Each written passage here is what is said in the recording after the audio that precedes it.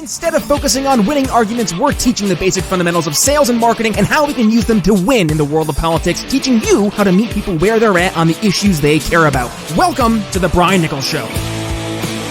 Well, hey there, folks. Welcome to today's episode of The Brian Nichols Show. I am, as always, your humble host, joining you from our lovely Cardio Miracle Studios here in sunny Eastern Indiana. The Brian Nichols Show is powered by the best heart health supplement in the world, Cardio Miracle. So you want to learn how to lower your resting heart rate, lower your blood pressure while improving your pump at the gym, just like I did? Stick around. We'll talk about that later in today's episode, or just scan that little QR code right there over my shoulder, or simply head to cardiomiracle.com/TBNS. You'll know you're in the right spot and you see a little note that says you're shopping with Brian Nichols. But hey, folks, for today's episode, it's going to be a little bit shorter of an episode, and we're actually going to do some Q&A. I've been meaning to do this here. I apologize. I've gotten quite a few emails over the past few months, and I candidly have not had the chance to dig through and do all the responses. So I thought, hey, let's go ahead. I'll snag 3 emails from the list of emails I gotta still dig through, and we'll go ahead and answer them today. Today we have 3. Again, we're going to talk to, or rather respond to, Alex in Columbus, Ohio, Marissa in Dallas, Texas, and Dan from New Hampshire. So here's the first question. This is from Alex. He says, "Hey Brian, long-time listener here. I love your whole angle about taking libertarian ideas out of the philosophy books and actually applying them to everyday life. But here's my struggle. I'm a dad of 2, costs are skyrocketing, and I keep hearing politicians say they're going to fix things, but nothing changes.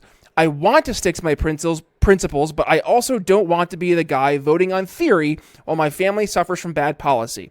So here's my question. How do you balance liberty-minded principles with the reality that sometimes the state already broke the market? Like, where's the line between staying principled and being practical when the system itself isn't a true free market anymore?"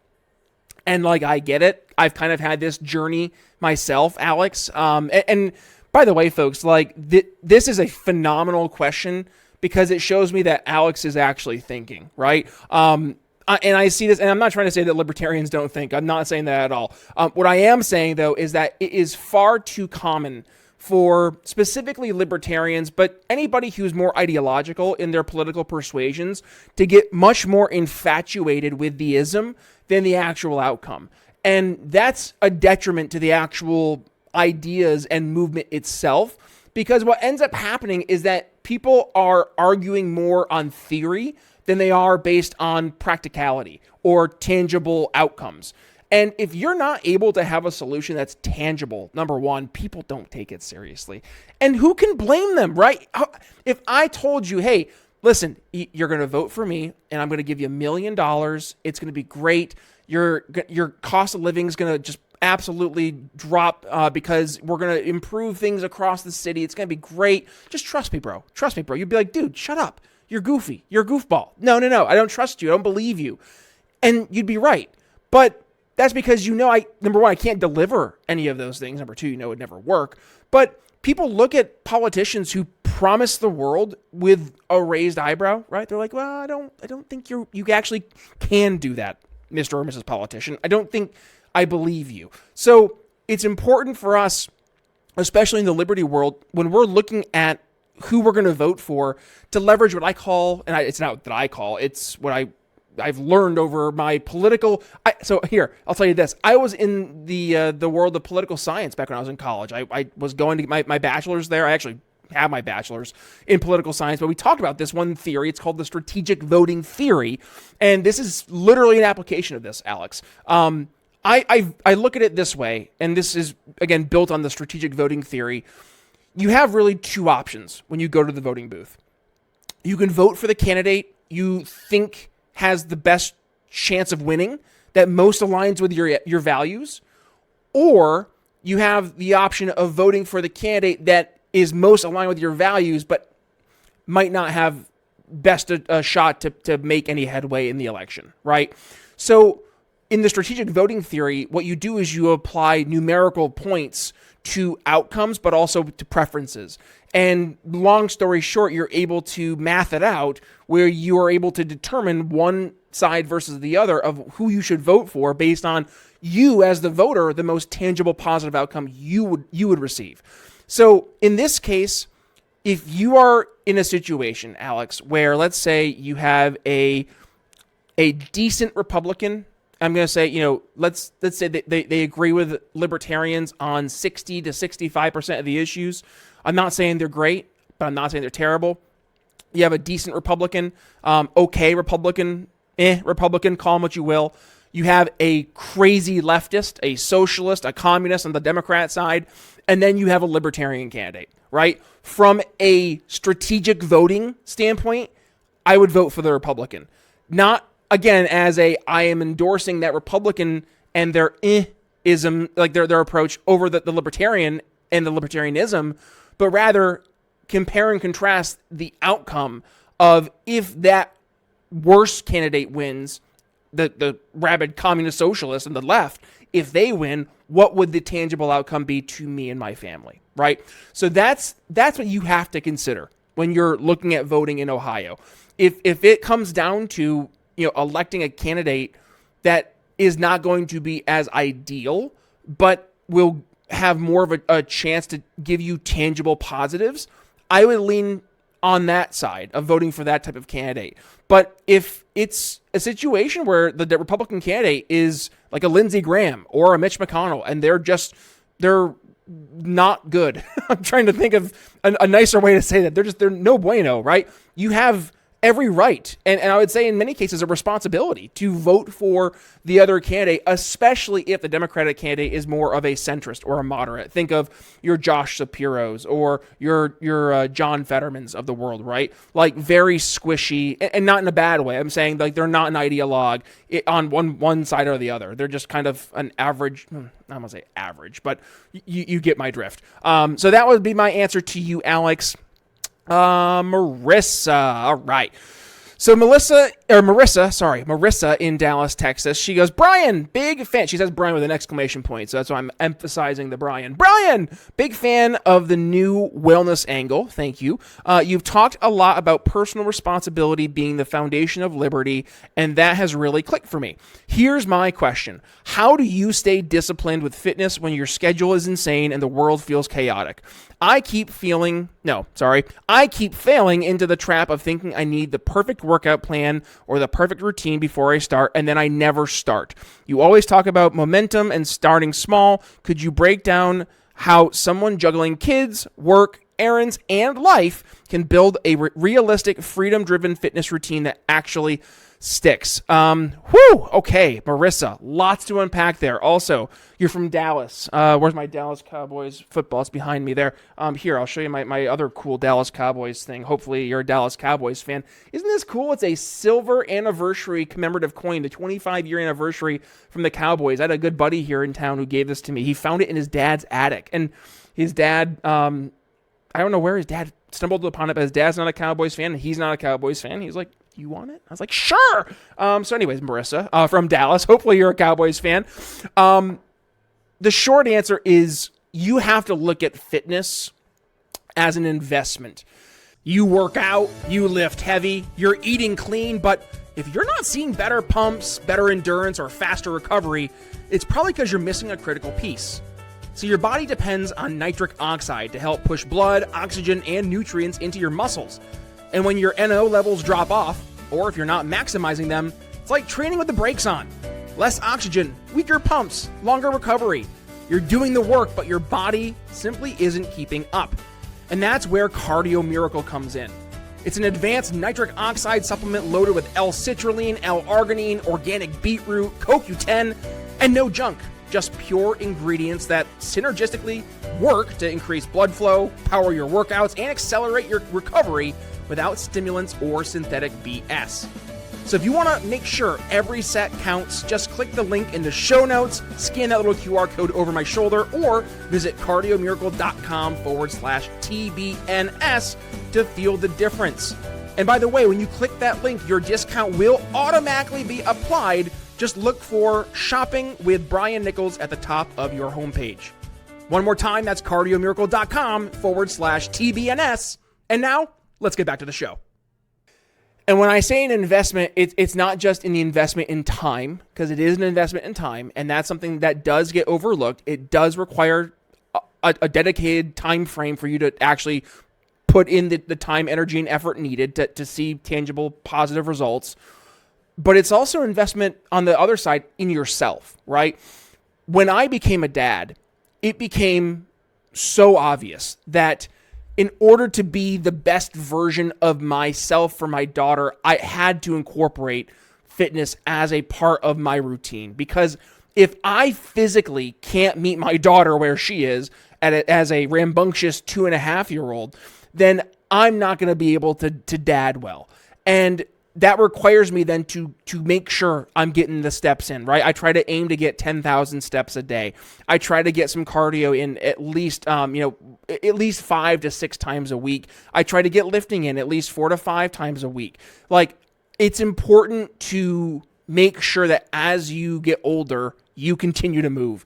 When we were younger, we had the benefit of faster metabolisms. We had the benefit of more energy, and with that, we had the benefit of being more flexible, more able to go out and do those physical things. And it's funny. My sister, she's younger. She's like 9 years younger than I am, and I was talking about this. I was like, good on you having your kid in your 20s.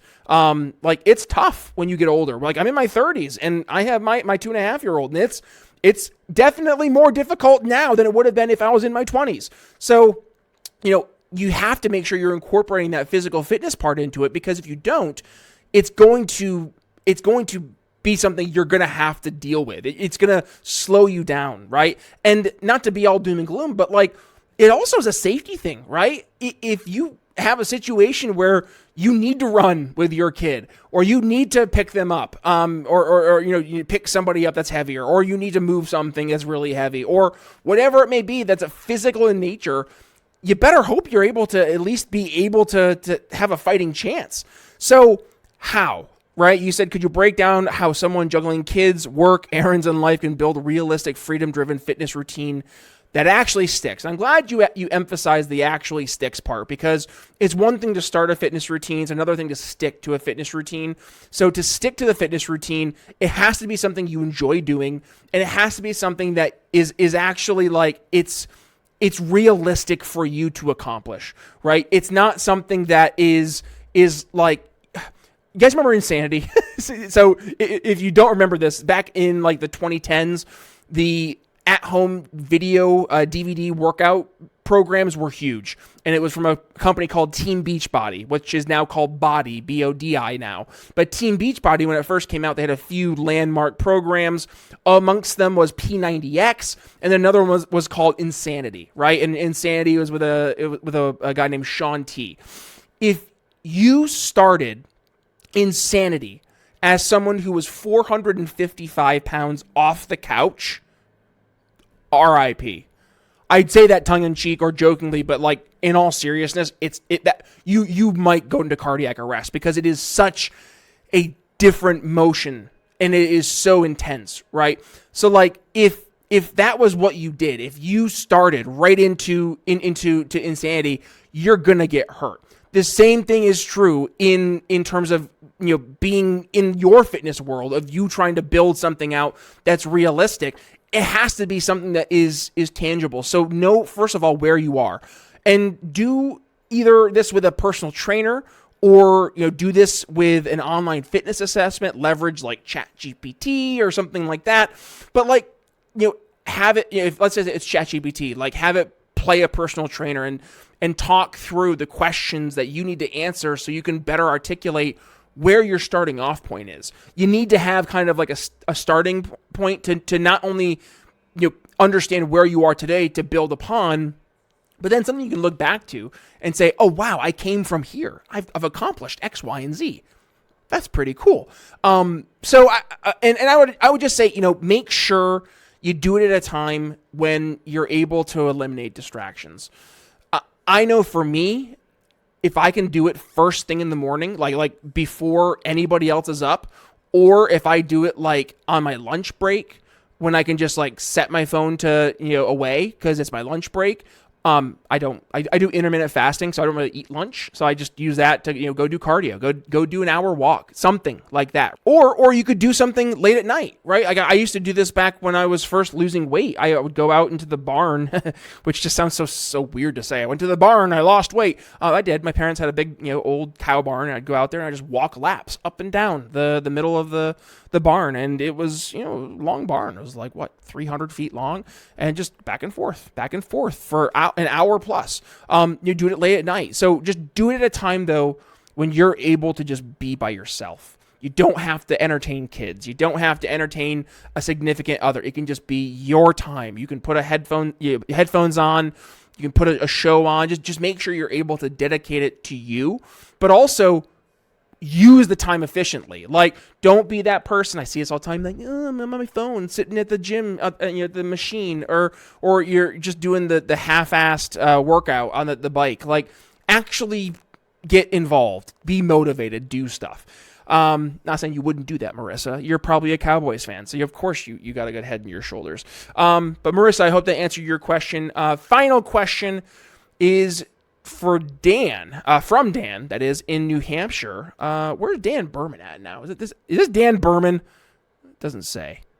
Dan Berman, is this you? I'm curious. If it is, I would love to know. Dan says, Brian, love the show. I work in sales, so your messaging breakdowns are my favorite part. Here's what I don't get.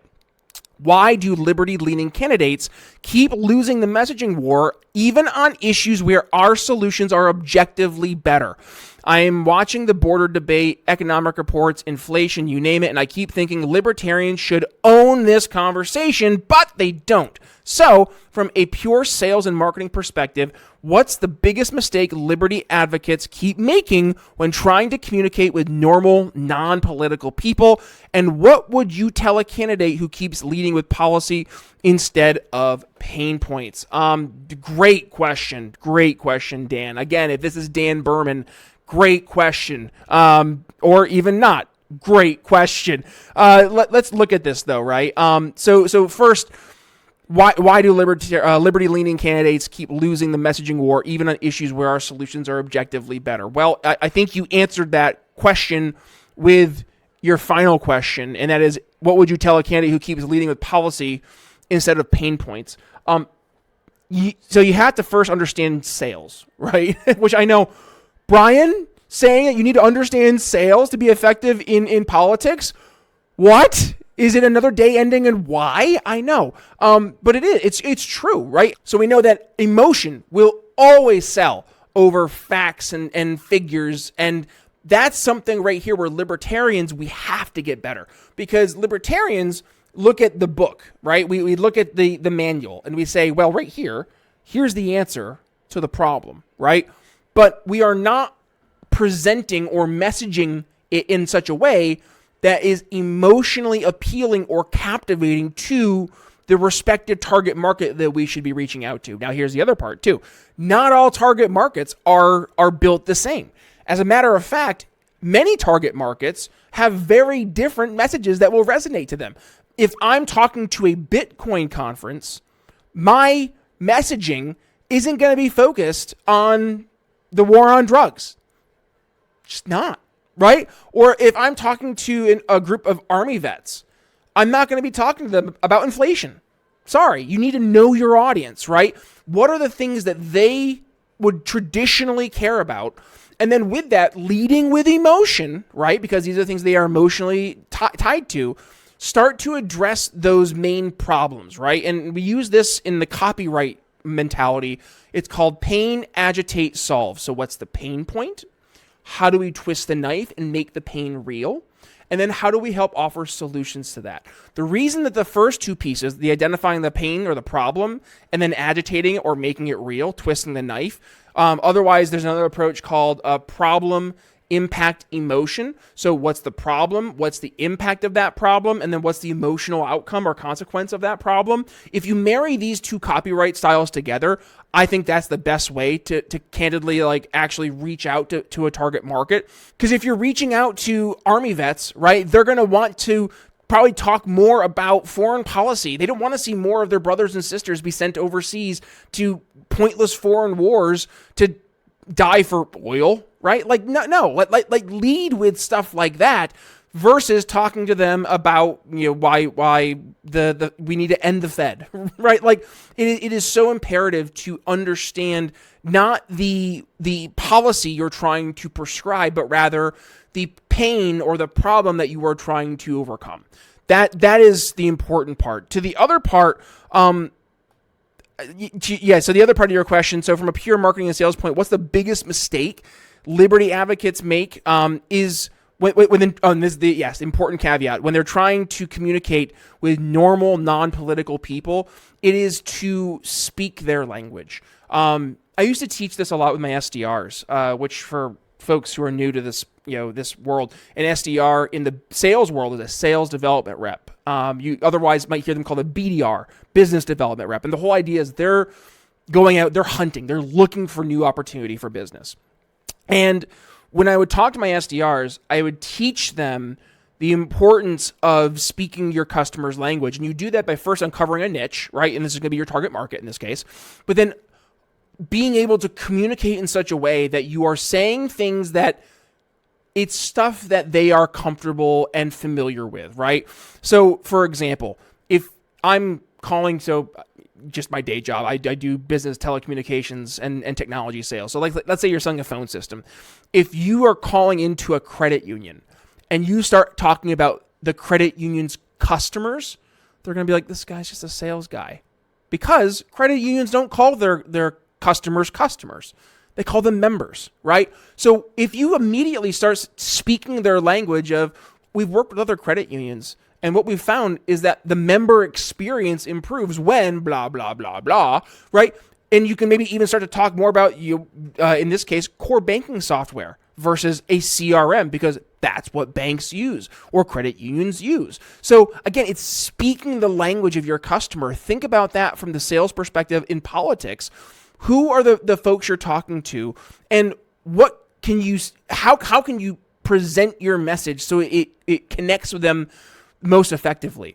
This is, by the way, completely different than what we see with a lot of our friends on the political left, where they do code switching, or they do the weird stuff where like they completely will change their message or their vernacular based on the audience they're talking to. I'm not saying that. I'm saying it's not changing your message. It's tailoring your message to who you're talking to. You're not actually changing the message itself. And by the way, Kamala Harris was notorious for this. She would say one thing in one campaign, stop, and then she would say the polar opposite at another campaign, stop, which is wild because everything else, like 98% of it was just the same stuff regurgitated, but I digress. So Dan from New Hampshire, I hope this helps answer your question.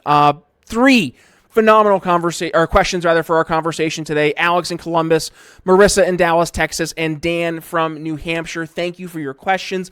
Folks, if you want to go ahead and get your questions submitted, email me, brian@briannicholsshow.com. Otherwise, this is going to be our Friday episode for today, so hopefully you got some value from today's episode. If you did, please go ahead, give it a share. When you do, tag yours truly at @bnicholsliberty. You can find it over on, you can find yours truly over on X, on Facebook, and on Instagram. It's been a long week, folks. As for the Brian Nichols Show, you can find the podcast over on your favorite podcasting platforms like Apple Podcasts, Spotify, YouTube Music, or I Like Podcast Addict, wherever it is. Hit subscribe. We have over 1,000 episodes of the Brian Nichols Show ready for your listening pleasure. Or if you'd like to watch your shows, head over to your favorite video platform like YouTube, Rumble, Spotify, by the way, yes, as well as Facebook, Instagram, and X. We are uploading the video versions of the show in their entirety every Monday, Thursdays, and Fridays at 9 p.m. p.m. Eastern. By the way, we do live stream as well over on those respective platforms. So make sure you hit that subscribe button and, of course, that little notification bell so you don't miss a single time we go live. And one final ask, and that is if you enjoyed today's episode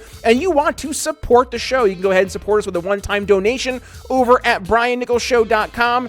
You can go ahead, shoot me a little PayPal donation, whatever you like to do there, or go ahead and support the folks who support us, like our amazing sponsors. For example, Cardio Miracle. Scan that little QR code over my shoulder. Or hey, Cardio Miracle not for you, head over to briannicholsshow.com/sponsors. We have some incredible sponsors over there like Ebel's CBD, Liquid Freedom Energy Tea, Blood of Tyrants Wine, and more. So head over one more time, briannicholsshow.com/sponsors. But with that being said, have a very happy Friday. Brian Nichols signing off here on The Brian Nichols Show. We'll see you next week. Thanks for listening to The Brian Nichols Show. Find more episodes at briannicholsshow.com.